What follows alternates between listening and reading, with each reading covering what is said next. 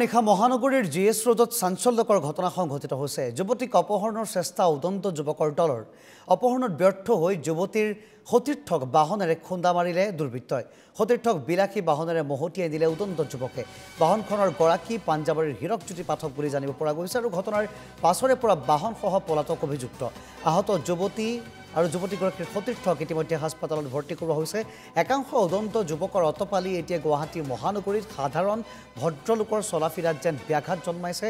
নিশাৰ মহানগৰীৰ জিএছ ৰোডত এনেধৰণৰ এক চাঞ্চল্যকৰ ঘটনা সংঘটিত হৈছে। যুৱতীক অপহৰণৰ চেষ্টা চলাই উদন্ত যুৱকৰ দলে আৰু অপহৰণত ব্যৰ্থ হৈ যুৱতীৰ সতীৰ্থকে বাহনেৰে খুন্দা মাৰে যুৱকৰ দলটোৱে।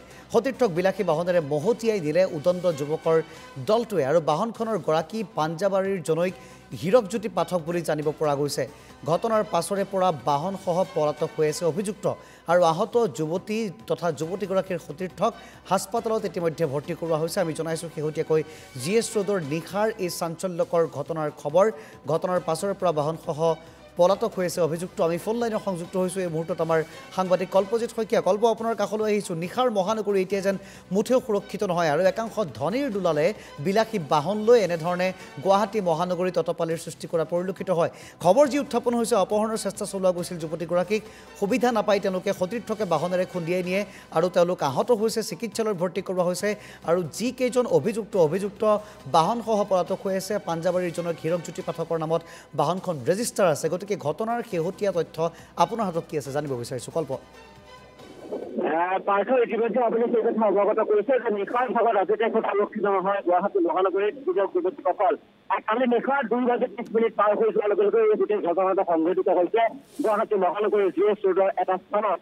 আৰু এই যিটো খবৰ, এই খবৰটো যদি আপুনি আমি তুং খেতিছিলোঁ কিছু সময় পূৰ্বে বা আৰক্ষীৰ লগত কথা পাতিছিলোঁ, গোটেই খবৰৰ ভিত্তিত গম পোৱা গৈছে যে যুৱতী প্ৰথম অৱস্থাৰ এগৰাকীকেই যিখন বাহন, দুখনকৈ বাহন আছিল আৰু এখনকৈ বাহনত দুজনৰ পৰা তিনিজনকৈ যুৱক আছিল আৰু তাত এই কাষতে থকা যিসমূহ দোকান, সেই দোকানসমূহত কেইবাগৰাকী যুৱতী আছিল আৰু তাৰে যুৱতীক তেওঁলোকে অপহৰণ কৰাৰ চেষ্টা চলাইছিল আৰু তাৰপিছত অপহৰণ কৰিব নোৱাৰি তেওঁলোকৰ সতীৰ্থকে কিন্তু তেওঁলোকে যিখন বাহন, এখন বাহনে তেওঁলোকক চচুৱাই লৈ যায়। সেই দৃশ্যাংশ আমি এনকেটিভি দৰ্শকসকলে কিছু সময়ৰ পাছতে দেখাম আৰু তাৰ পাছতে যিসকল ভুক্তভোগীসকলে আৰক্ষী থানাত এজাহাৰ দাখিল কৰে। পাৰ্থ, এই মুহূৰ্তত কোনখন আৰক্ষী থানাত এজাহাৰ দাখিল কৰিছে, ভঙাগড় আৰক্ষী থানা নে দিছপুৰ আৰক্ষী থানা, সেই কথা কিন্তু এতিয়াও স্পষ্টভাৱে ক'ব পৰা নাই। হয়তো কিছু সময় পাছতে আমি এনকেটিভি দৰ্শকসকলে সেই কথা অৱগত কৰিম। কিন্তু পাছে এটা কথাই ক'ব লাগিব যে গুৱাহাটী মহানগৰীত আজিৰ তাৰিখত যে মহিলা অৰ্থাৎ যুৱতীসকল সুৰক্ষিত নহয়, সেয়া কিন্তু ডাঙৰ কথা।